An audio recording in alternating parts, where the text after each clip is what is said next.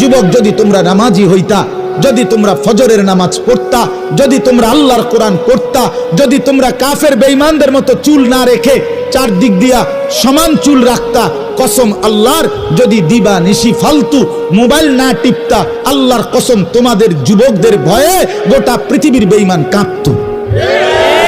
আজ হেরে গেছি যুবক তোমাদের কারণে, আজ হেরে গেছি আমরা, আজ পাচ্ছি না আমরা তোমাদের কারণে, তোমাদেরকে বুঝাইতে পারছি না।